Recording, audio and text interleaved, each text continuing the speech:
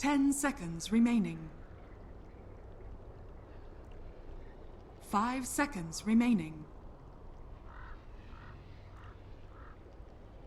Reserve time.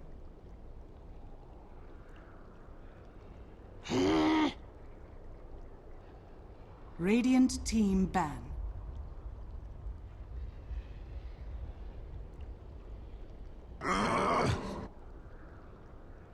Dire team ban. Radiant team ban.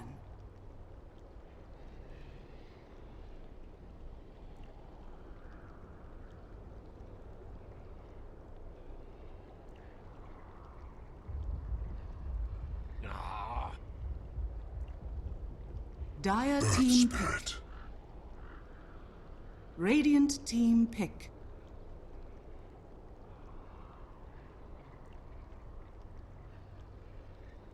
Vengeful spirit.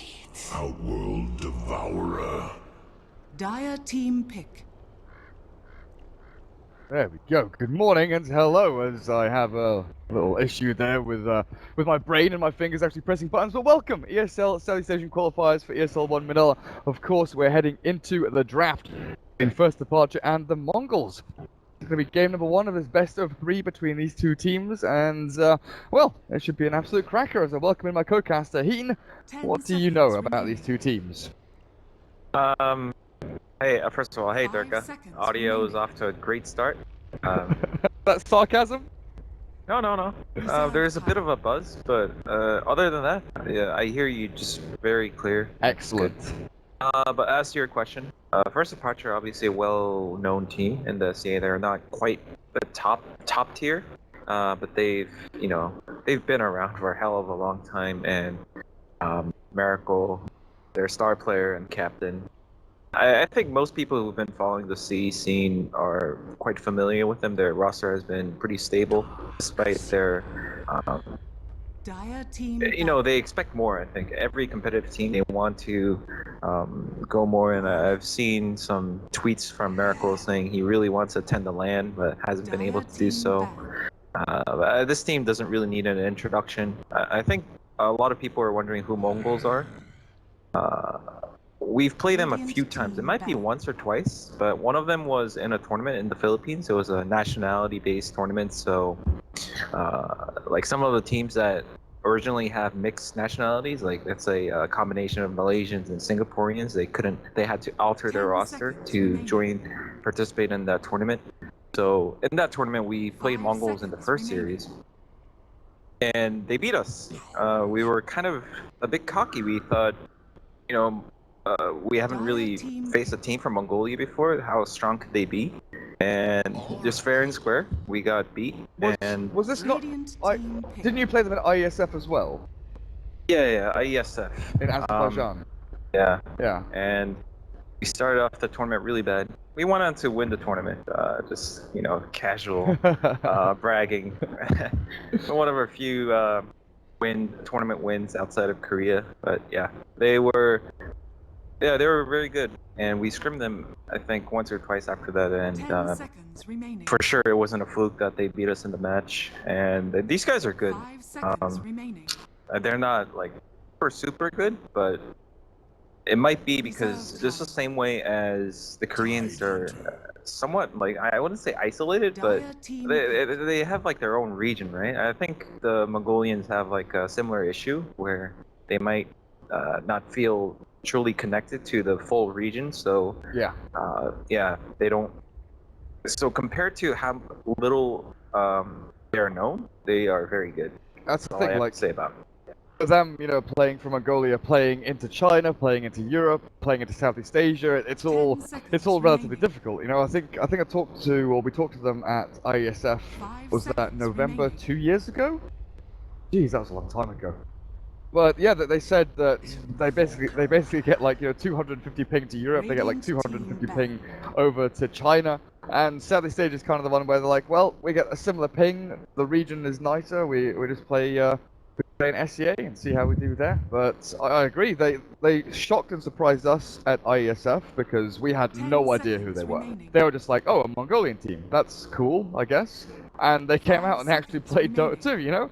They've got some pretty good players, and looking back at their drafts recently, they definitely latched on Reserve to a few time. things that I noticed. They've got a very TNC-esque drafting style from what I picked up last night when I was looking these guys up. You know, their mid-Jakiro, their little things like that. But so far the drafts, let's run through them pretty quickly. First departure, ban out Enchantress, Batrider, Broodmother, Dire and team Omni back. Knight, while they pick up the Earth Spirit, Darkseer, Oracle, and Invoker for Radiant themselves, while the team Mongols, they got Venge OD, Dire Wisp, team Tide, pick. and Slark.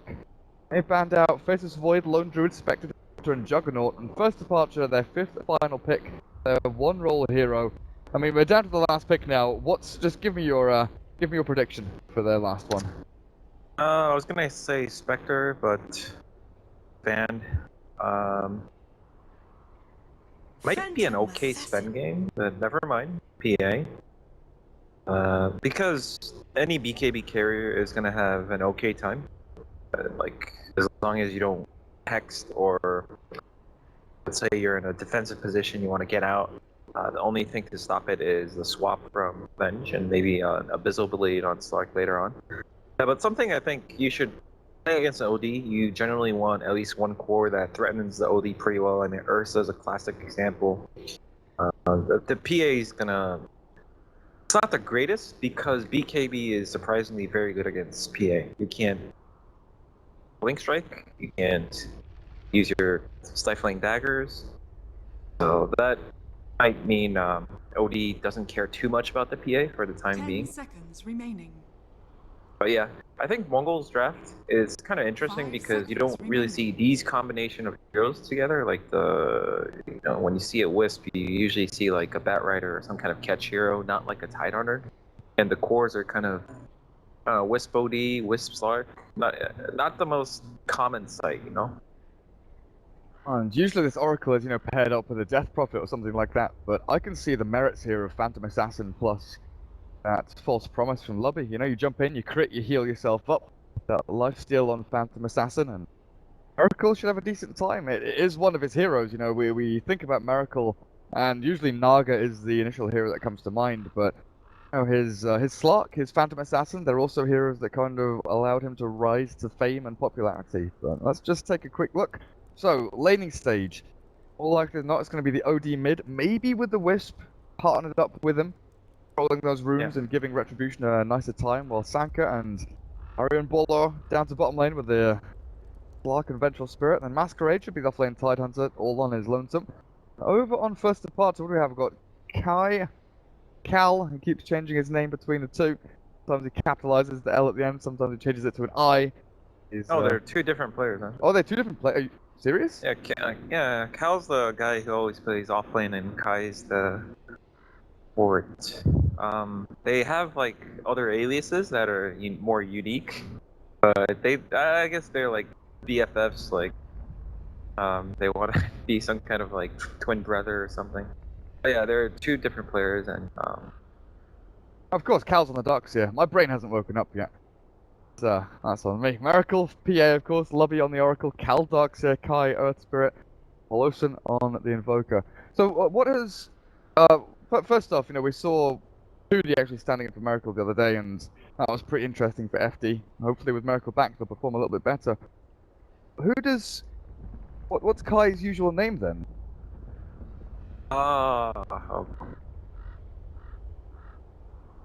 man, I don't know actually. I mean, I've put you on the spot. yeah, I mean these guys during the TI5 qualifiers, their roster included. They use like their official names. Like, these aren't their official names. They're like half official names. Unless they change their roster. One of them is Visera, and I don't know. I really got used to Cal and Kai though. I remember used to preparing for like a tournament and qualifiers. We want to be extra sure when the game begins. Like, let's say when someone picks like the Darkseer. I mean, sometimes like the support and offlane heroes are just interchangeable, and we want to know for sure who's coming to the offlane. So we would memorize like Cal with the capital L is the offlane. But we really didn't really care about who's playing what, as long as you know who's coming to which lane. Sense. Find out which lanes they're going to. So, Slark is bot so far. Yeah, the interesting thing is that where the Wisp is going to be mostly, could be stacking for the Tidehunter, the Ancients, and healing up the OD against aggression of Spirit. Or he could choose to focus on the Tidehunter, because this Tidehunter versus PA Oracle lane might be pretty easy if he gets some help. Get like a 2 levels in Kraken Shell and get a Magic Stick. Not much they can do.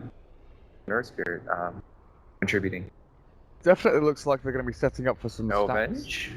Oh, you're far up there. Up to. On the high ground. Well, Tidehunter and Wisp have already destroyed half the bloody 30 jungle. The seconds Amazon to battle. is gone. As this little Iron Talon has made a path between the two camps. So Wisp should be able to stack up both medium and large camps here off from the mid lane. Get themselves a nice big chunk of gold for the Tide if he so desires. In fact, Masquerade is just going around the jungle cutting all the trees. He's pretending to be a timber saw at this point. Neither of them seems. This is like going to be a true men fight, but it's going to be a 4-on-5 for FD. Oh, the roll in onto the Wisp. They've targeted well here. Double Iron Shell is down, but they've got that Fortune Gem to trap a couple in. Cal is pounced back on, and the Dark's going to die. The Earth Spirit's the first one to fall, and actually, his first departure to not only lose 2 heroes, they do get the bounty rune though. 2 for 0. Double bounty rune there, but it's still a nice chunk of change there for the Wisp. Get his early bottle out. Masquerade gets himself a nice bit of experience as well. Yeah, definitely not the better trade for FD, giving up the and like 2 kills. If it were some kind of like weak mid laner, didn't get the bounty on her, that relies on the first chunk of EXP and gold to get the bottle, it might be a different story, but the Wisp did get the bottle and he is able to heal up the OD if he needs to, regardless, so you know, getting both the bounty runes isn't going to be a big deal for FD. Now it's insult to injury actually, as R70 has pulled this Dark Troll camp across with the Wisp. Not only does Pelosin have a rough time mid against the OD, but he's also having all of his experience leached away by this Wisp pulling across, so Retribution last hitting onto the tier 2 tower. It's 1 minute in, and the creep wave is meeting behind tier 2.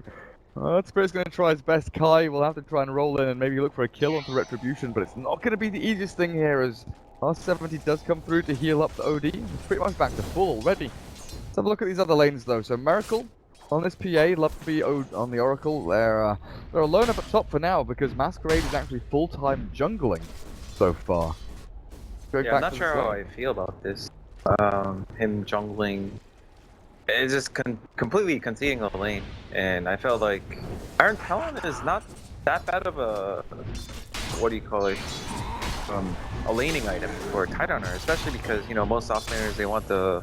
Oh, Cal? Is he okay? He looks like he's fine. There's no gush or anything. I'm surprised they didn't run for that, the Wisp and Tidehunter. They cancelled the salve though. Wisp does get that final hit out, and Cal makes the long run back to base. Fight himself around. Are you gonna sure you D-ward this? We'll be able to stack it, but it'll clear through the Hellbears, I think. It's not that easy now. He's realised he can't do it. Just being smashed around. So Miracle's getting free farm time up the top, but you look at the Slark and he's not doing too badly himself, 12 and 2. Pretty much even with the Phantom Assassin, even against the Darkseer lane. Yeah, as long as he gets like semi-solo levels and gets the fast level 6, he should be able to lane against the Darkseer, no problem. Going back to the point that I was making, I thought Tidehunter could afford to lane against this PA Oracle combo. Because Tidehunter is one of the unique heroes that don't really need a stout shield after level. If you get level 2 Kraken shield, it's even better than a bit of a trade at mid. Not really gonna lead to much. And Earth Spirit is level 1, so I think this is really smart laning setups from Mongolz, because the Earth Spirit definitely doesn't want to risk going at mid. There's huge turnaround potential from the Wisp, so it's awkward for him to get levels somehow because this hero relies a lot on rotations, and like a high portion of his experience pre-level 6 comes from getting assists and kills. You might be hitting a really late level 6 this game. It is rough for him. Retribution has picked up a second null talisman, and this isn't something that I've seen too often on ODs at all. You know, usually it's like the null talisman into bottle, then brown boots, you get a bracer, you get your tread, you get your drums, and that's kind of been the standard set on OD as the kind of pivotal build. Outworld Devourers to get their stats, attack speed, and all that up and running to actually become the fighter that you need him to be. What's the reason for the second null, do you think? I think it might have to do with Essence Aura. So the way Essence Aura works is, I mean, based on probability, you need a certain amount of mana pool to be safe that you're going to sustain your arcane orbs. Yeah, I think he's trying to hit that threshold earlier. So arcane orb costs 100 mana, and well, hold on to that. Folloson. Walker. There's no Ghost Walk. He doesn't have mana for Ice Wall either. Folloson. Fairy Fire keeps him alive for now. Retribution going to try and dive this one in behind the tier 1. One more hit. It's not enough. Folloson, he's surviving through it. The Wisp opens him off. For the rest of first part to come through, and they'll be able to clear up another. But Retribution has a Fairy Fire of his own. And with this Wisp heal, they're keeping themselves alive. They trade off the little IO, but OD will die in the end. And his first departure, the two-man TP, as well as the rotation in from Darkseer, allow them to secure a good trade-off. Yeah, it was a nice attempt, but unfortunately, first departure, they could have TP'd in early. I'm not sure how exactly that would have changed things. Probably, that might have been better for Mongolz. If the TPs were sooner, they would be like, okay, we're diving in way too deep. But because they committed, they ended up getting that kill, and getting double killed as a result. But yeah, I think OD wants to... You need about 1,000 mana, slightly more, to be pretty safe that you're never going to run out of mana on OD. Depends on your Essence Aura level, but yeah, it has to do with that, I think. Trying on the Invoker again. Oh, there's a kick across up the Vengeful Spirit. There's no stun coming through and he can't stop. They're going to go in for the Invoker anyway with his Arcane Orbs. It's enough for Retribution to clear up the kill. And Wisp, keep him alive for now, but another Purifying Flames, yeah. As the Magic Stick charge is coming to work, he baits out another nuke from Oracle. The part to lose their Invoker once more, while Tidehunter is up at top, getting closer to that level 6 point. Slark, I saw a lot of money on him, and I'm guessing Hand of Midas, yeah, he's got the recipe coming out. I'll have that Gloves of Haste as well to get the, 6-minute 20 Midas? Not bad timing for him. Definitely not. It's a pretty fast Midas. He did skip boots, but on a hero like Slark, where levels are so important, every checkpoint is really valuable for Slark level 10, 11, 14, 16. Payoff huge. One of the best Midas carries in this match. Invoker, another one of these Midas carriers, is going to have a lot of work to do. It's a steep incline for him to actually get his gold and push himself up onto that Midas timing. In a rough laning stage so far, so he heads back into the jungle to farm himself through, while Earth Spirit will take lane experience for now. Tidehunter, what we're looking at, so Arcane Fruits is pretty close, but they'll keep jumping on a Miracle. They have Orb of Venom, which is kind of interesting. That's been an item with that PA dagger. You have to remember that he was laning against no one for a while, so he decided to.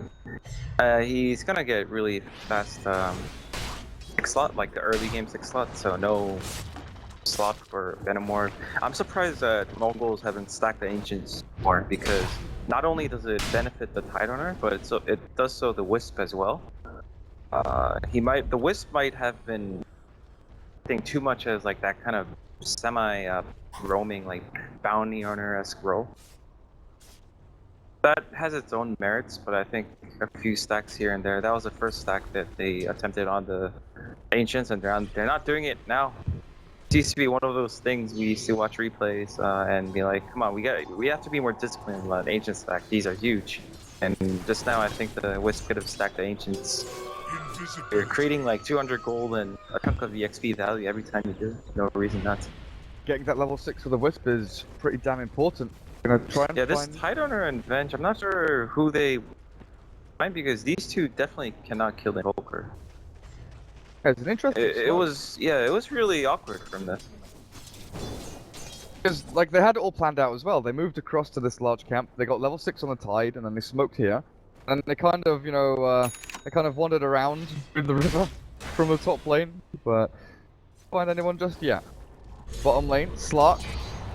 Going on down there, Wisp tethers across. That's a long ass tether actually. His R70 gets himself all the way into the river.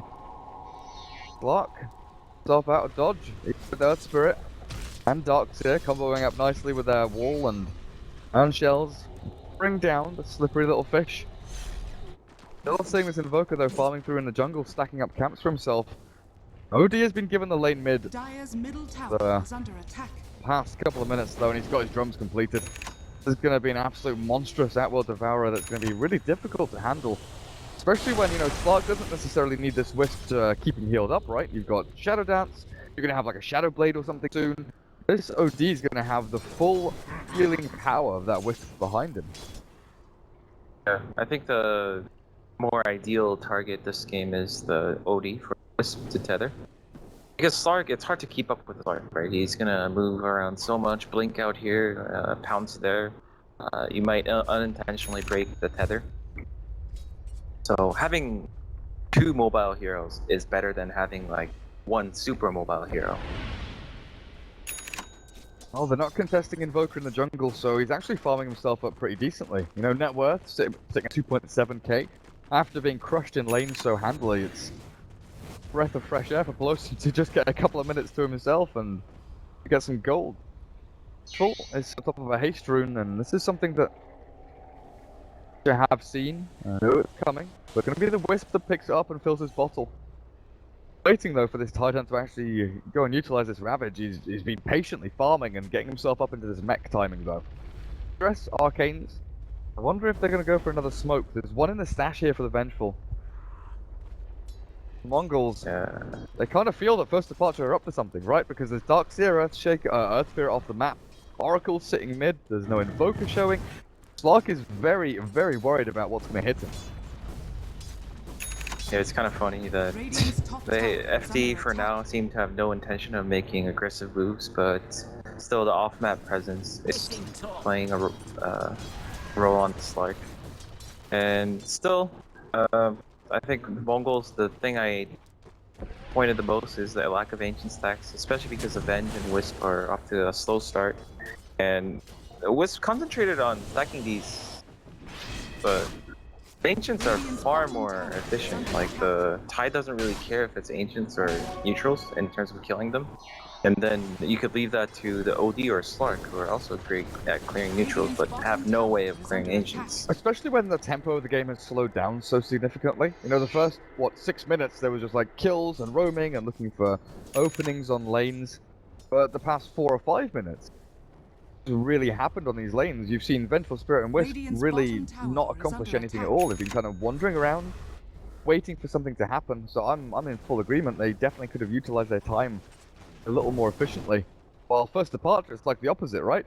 Folk has been farming himself up to level 8.5. He's got his Midas recipe. It's not the worst timing. What he would love to do, but Miracle currently sitting on 90 last hits and 5,500 net worth. He's pretty much keeping up with Slark, even though Slark has the Midas. First Departure are farming well, and they've got a good spread of farm across their heroes. Earth Spirit, who you thought would maybe not get a quick level 6 this game, he was given mid-experience. He's been given space and time, and he's not been picked off. The Mongols have maybe wasted a little bit of their time. They've not exploited First Departure's weaknesses. Yeah, definitely. I think coming out of the laning phase, having 2 heroes that don't have a level 6 on your supports, compared to Earth Spirit is gonna hit level 6 pretty soon, and the Oracle is ready. Oh, they get Bolosyn, but this could have happened much earlier. I feel like the Invoker he's still not very farmed. He has the Midas, I believe, but that's a really late Midas. It's like he died, so that's technically it's like a 13-minute Midas. Not the best, for sure. It's definitely not the best. I think given the circumstances, it's all they could really hope for, but it's the levels I'm worried about more. The OD is now level 11, or very close to. And they've almost got the mech on the Tidehunter, so all these like pieces of the puzzle are coming together for the Mongols, and they start pushing into these towers. And first departure, they've got two options. You know, they face them head on and try to clash. Lubby, yeah, he gets the ward down. Actually, there are no stuns here. Damage cancelled out there, so he just TPs himself away. Good choice. The Sankey, the Slark player, has been constantly pinging these wards, so one of the best things about Slark, you know, they're gonna get 2 fresh wards off the map instantly. The one at top was dewarded to Ancients. Again, Cal has given free reign on this bottom lane. He's close to his mech on top of all of this. So it's not just the Tidehunter that got his utility item and team fight capability behind him. They're also looking, building themselves up pretty nicely. And when the Miracle's heading into this BKB, it looks like a rush BKB. Oh, bot root spot. Yeah, Vengeful Spirit kept alive actually by the Wisp and healed up, but it's the OG diving in deep, and look at that. The False Promise keeps him alive. Retribution turned around on. They need the tether. They need something to heal him. Imprisonment will keep him out of danger for now. Explosive does drop, and that False Promise, definitely not the truth. Back to back with all those kills off one, and Tidehunter ravages through. Cal not going to get clipped by it. He'll clear up LR70. Lawson gets a double kill with just his bloody Forge Spirits, and it's the Mongols that lose 3 in exchange for only the Invoker. Yeah, that was kind of an awkward exchange. I think Bench could have just stacked, but they decided to fight into it, and having an OD just be your frontliner and like go in like that without a BKB, it could have worked out, but there was a False Promise. I don't know how to exactly feel about that, especially since it's a good excuse for Darkseer to make an easy rotation, right? The Darkseer is often a hero that farms for a longer time than the average offlaner, and to fight so close to the the lane that Darkseer usually resides in means that you're gonna have to fight into that mech and the really high level Darkseer. It's like Darkseer doesn't want to make rotations because he doesn't really have the tools to do so, but when you come to him, it's just a welcome fight for Darkseer. A couple of big problems, you know, the Tidehunter didn't have his mech in that team fight. Obviously things would have been drastically different if he did. But if you look at the hero that they've killed, the Invoker, you know, it's honestly not such a big deal. He's already died so much. Lawson, I don't think, really cares a massive amount about dying once in a team fight, as long as the rest of his team can pick up the pieces and things around. Managing to give a lot of golden experience across to your support. You know, level 8 on the Oracle, level 7 almost on Earth Spirit. While Venge and Wisp have barely scrapped themselves up to level 6. Where Mongols, though, start to apply pressure on this map and get into these tier 1s. They're stuck into things and maybe force first departure to either split farm or meet them head on head. Need to wait for this Ravage to come off cooldown. Miracle is nearing his BKB, which is a big item for him. Meanwhile, Slark has the Shadow Blade, and the interesting thing is he might opt to go for a Silver Edge later on to disable the evasion and the crit on the PA instead of going for the MKB, which is more costly. Silver Edge isn't really cheap, but he has a Shadow Blade, which is really convenient. Slark can really use the maim and the extra HP. And here, finally, the Mongols are farming the Ancients. Should be a good chunk of EXP. Now, I mean, the Wisp and Venge have their ults now, so it's not as game-changing. Had they done it earlier, it might have then really boosted their levels. Still, it's much needed gold nonetheless because they're essentially playing farming wars. Oh, Oracle's BKB, like you said, is up and running. A lot of Atos on that Outworld Devourer now, though, so being able to maybe keep track of one of these supports a little bit easier, but you've always got to remember, you know, there's Surge from Cal, there's Ghost Walk from Invoker, Earth Spirit can roll himself away, and the PA has Blink. So many mobility tools here for first departure that it's difficult to keep tabs and damage on the target. They look to kick down onto that Slarkle stance and the meatball as well. The swap back, he keeps him alive, barely surviving through it. With the Shadow Hands, will get himself away, and perhaps Dabwin is the relocate in as Kai is slammed into the ground by Retribution. He's got another Sanity Eclipse as well. Pelosin, oh, they need the Astral, cancel a TV, but Retribution gets the vision in time, and Cal's being chased out. Astral is there as he surges, and Retribution should be able to kill off this Darkseer. As long as the TP doesn't complete, and it's definitely not, but Masquerade ravages through, pretending to be Shiva. Doesn't catch anyone. That's still a really big turnaround for Mongolz. I was just gonna mention, it's funny that the way they are playing right now, the Wisp is with the OD and the Venge is with the Slark. So the two cores are essentially, they can farm to their heart's content without worrying too much about dying. That was a really narrow escape there. So the Venge isn't as foolproof as the Wisp. Also, if you notice, the Wisp has level 3 in. Now it's overcharged, max overcharge, but yeah, he had 113 before, which is interesting. It's almost like they don't expect fight. That's why they didn't get the spirits, the rotating spirits. Well, that's true. Like, usually the spirits are like more of a laning tool, and you harass people out with them. Oh, love Fortune's End, but Sanka has found this little oracle. He'll try and keep himself alive, but it's not gonna happen. Sentry ward there for some reason. Yeah, just dying is not. It's scary sometimes, so you just click items. The one thing the Mongols are doing really well is they're keeping the wards off their jungle. That's the third time that they've dewarded a fresh ward. And they haven't quite found the one from earlier when Oracle went deep into the Ancients, but that's going to expire, so they have to sort of play blind. And I'm not sure what their game plan is. They have the BKB on the PA, but it's not going to keep up with the Slark's Midas, I feel. You didn't go Battle Fury, the PAB is not a good farming item, so what is their next plan? I'm wondering, could they like smoke into the Ancients, use Alacrity and Force Spirits to sneak a Roche? Same could be said for Mongolz too, though. They have a pretty good Roche lineup. They have the OD on top of like the Venge and Tidehunter having double armor reduction. Do you think first departure their plan is going to be to start fighting soon? Well, you're right. They're heading to the Roche pit, it looks like. But the trouble is, Mongols, they're actually very close to contesting this. They know themselves in there. Going to shove out this bot lane. Oh, Roshan is not started just yet. First departure, they're considering this now. The blink forward of Miracle. Forward Spirit, they'll have Alacrity. Damage as well. Loson's just holding up the meatball and maybe, an ice wall or a deafening blast. Fight in this little choke point here. For the cold snap instead. I think. I personally am a fan of having Alacrity and Ice Wall in the Roche pits. Especially since you can Ice Wall and blink out if there is a fight, but yeah, it looks like they're gonna sneak a one on Mongols. Mongols were sort of scared that they were being smoked on. Radiant's middle tower Parts to get Aegis over onto the Assassin. Only just got the BKB, but got that second life as well. It's pretty a shame for Mongols because they wasted so much time. They were scared and respectful about the potential loop around for a first departure, so they didn't get any objectives and they just let them have Roche.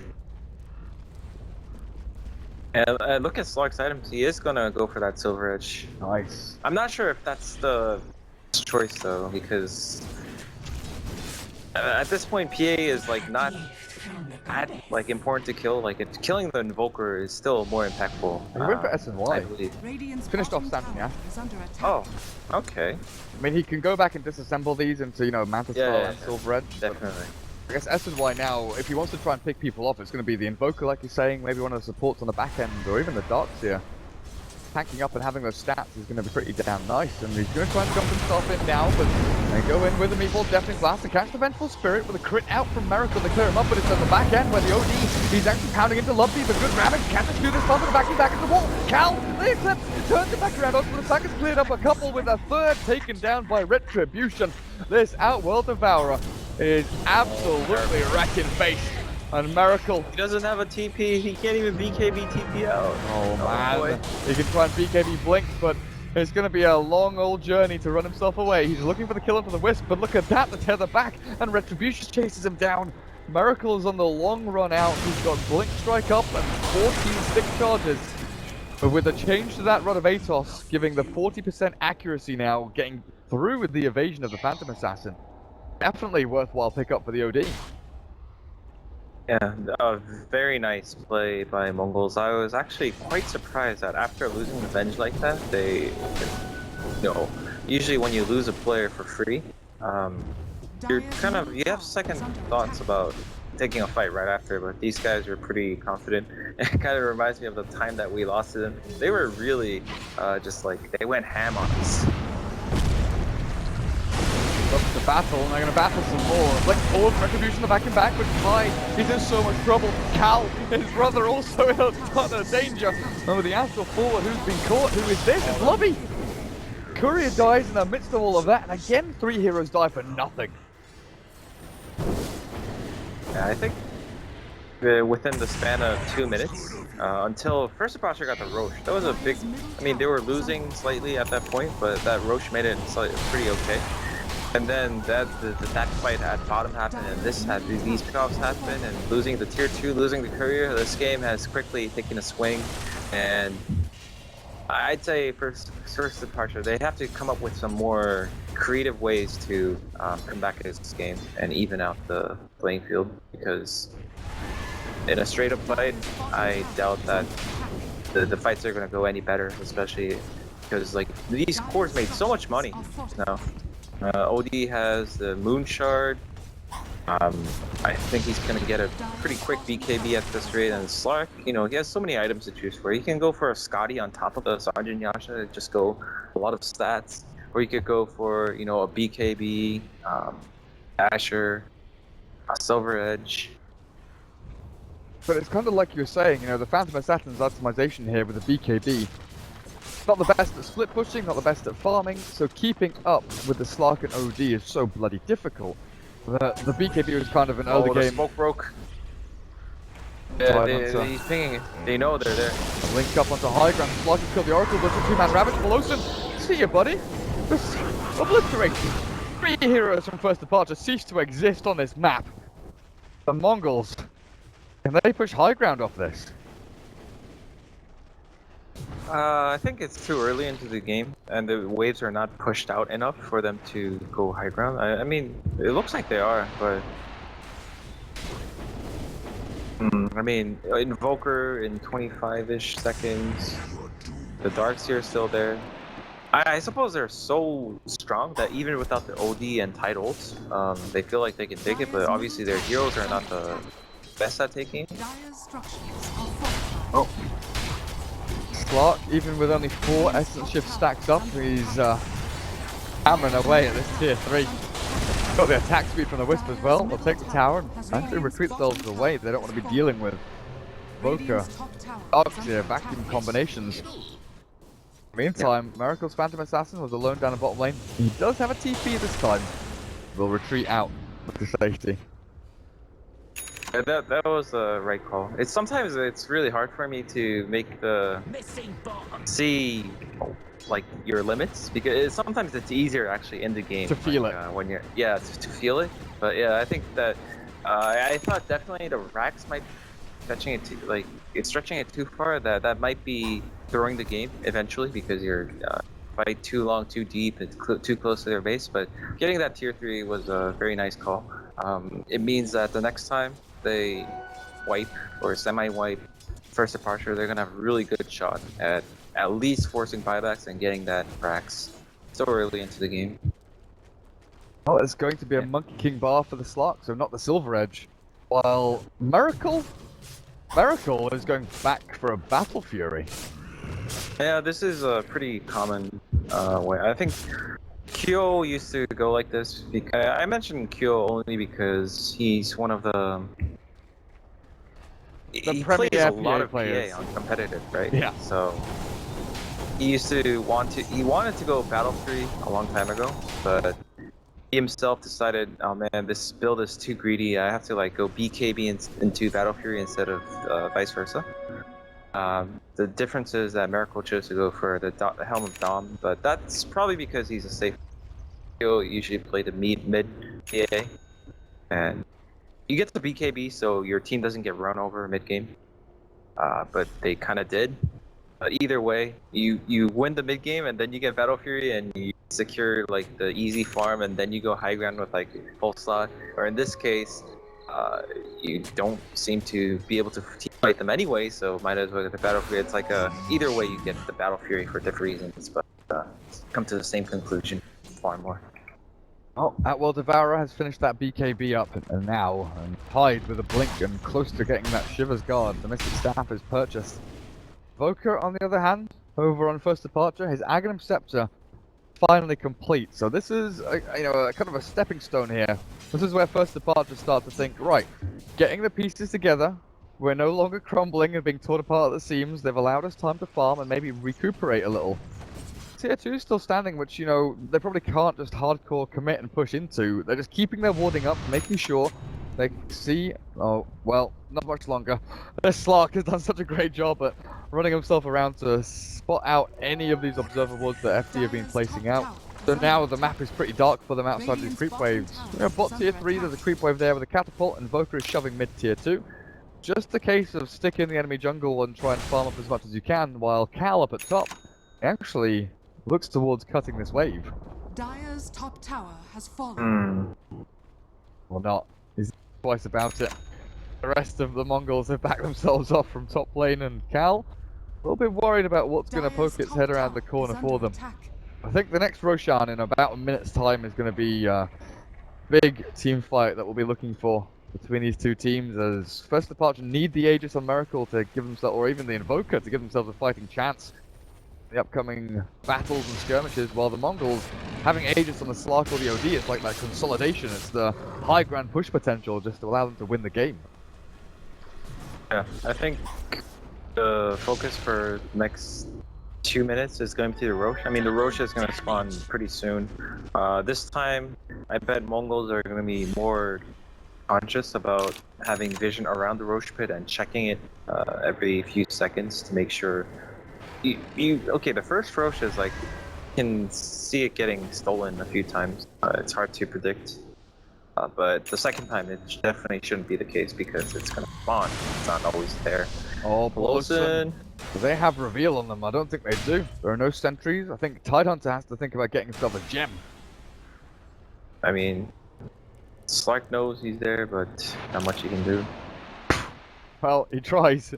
With that Monkey King bar, there's a chance that he cancels the TP if he was lucky with that hit onto him. Yeah, I think if Wisp had a dust, they could have just insta relocated on top of the Invoker as Tide used Ravage, but Radiant's top tower is yeah, under attack. both teams know there's a Rosh. And I think Mongols just go for it. They're so strong. They actually want to contest this and lose the game instantly. FD, they're in no position to do so, so Aegis will go the way of the Mongols, and Slark is the one to pick it up. What's the decision-making process there to give it a Slark instead of the OD? Radiant's top tower is under I think OD has a BKB. With the BKB, that means he can't be targeted by anyone. Like, the PA can't blink strike onto the OD. So OD should be pretty safe, and I mean, you can make the case that OD is a good carrier, but once he uses the ult, his value goes down a lot, whereas Slark, I mean, it's kind of interesting. Both these heroes steal stacks, right? Attributes. But Slark is kind of like, so hard to kill him, but if you manage to kill him once, then you have to kill, especially this level of farm Slark, you have to think about killing him. Oh, the Ravager 3! Legend's still fallen! First Departure didn't stand a freaking chance. They threw down 2 sentries to try and spot the slot coming in, but with no buybacks on the supports, Invoker will come back to the land of the living here, and mid lane's being pushed in by the PA, but a vacuum into the wall as well with Meteor and the Tornado. They try and do some damage, but it's just nothing. It tickles the Mongols, and the jump forward from Retribution will look for the kill on the Invoker, but he goes to walk himself back behind the tier 4s. Goodness gracious me, that all kicked off so quickly. Mid lane, what's happening here? Miracle, he's pushing tier 3, but Masquerade comes through. Some assassin will try and deal with the Tidehunter. Shiver's Guard popped back into his face. Miracle still has his BKB and he'll jump himself forward, but between Anchor Smash and Shiver's Guard, there's just nothing doing. Miracle's looking for the trade-off and trying to get this melee racks. With no glyph available, he might be able to succeed, but it's going to be the trade here. Almost a mega creeps. Avenge TP's away. Well, Miracle gets something for his time, but the relocate forward, there's going to be no stuns onto the Phantom Assassin.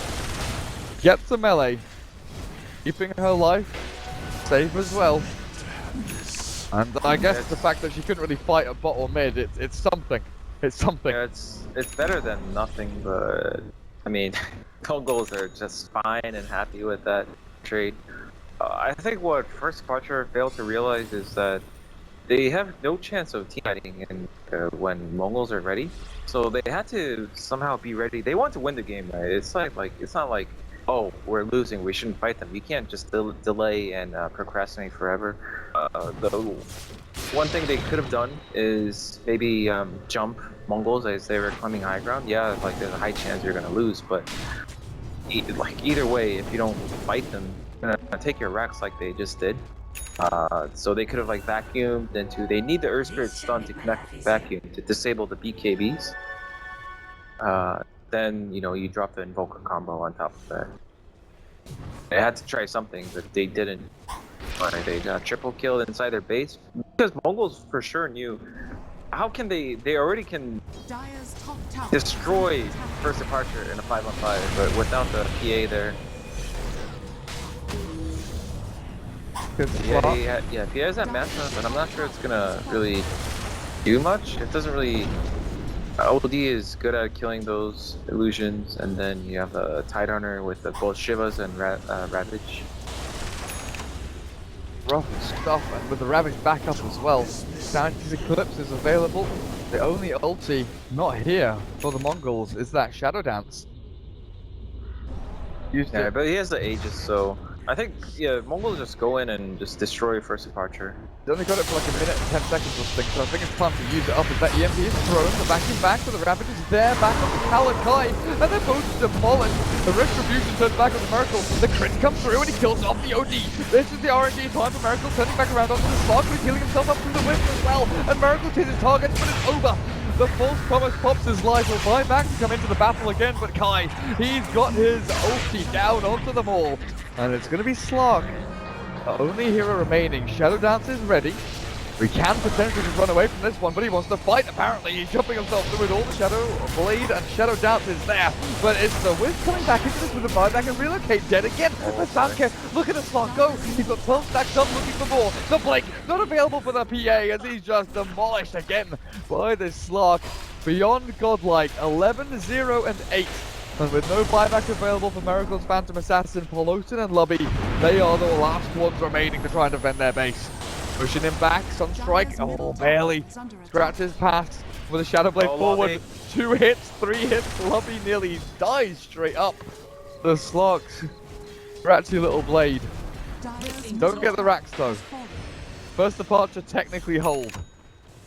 Yeah, I was talking about something like this. It was costly. Like, it's not free. Obviously, you need to use buybacks, but they managed to save that third lane of racks after like the difference in gold and experience was even worse than the initial high ground attempt by the Mongolz. Missing top. Oh, someone's sleeping there.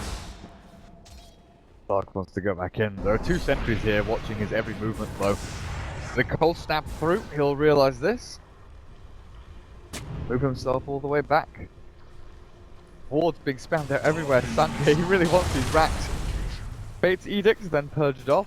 But he's okay for now. The thing is, the Mongolz, they don't have any of their big ultimates. There's no Eclipse, there's no Ravage either. But they don't really care too much as it appears. The vacuum off the mark as well as that boulder smash.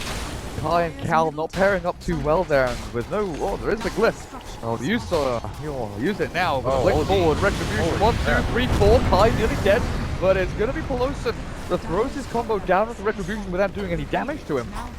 Sanka has the freedom to move himself forward. That little sentry placed out will maybe save up one of them, but Kai, the damage with the Ravage and Masquerade. He catches one, but they don't even need to catch any more. Back to back in the ball as Cal with the Ice Ball as well. Oh, catch this little ducks here. It's all smoke and mirrors as the final rack spot lane has fallen, and I think First Departure they're done for. Buy back in. Wisp keeps on tethering through and healing his teammates. There's the buyback from the OD, but GG is called and first departure tap out. Game number 1 here between Mongolz and FD. And there's the Mongolians that come out on top. Telling you, Mongolians they might be the next overlords. Yeah, impressive. I think the early game, they could have been more systematical about how they maximize their efficiency in terms of levels and gold. But like the mid game, their fights were really good. I didn't point out some of the things that I found were odd, like OD only having level 1 and Astro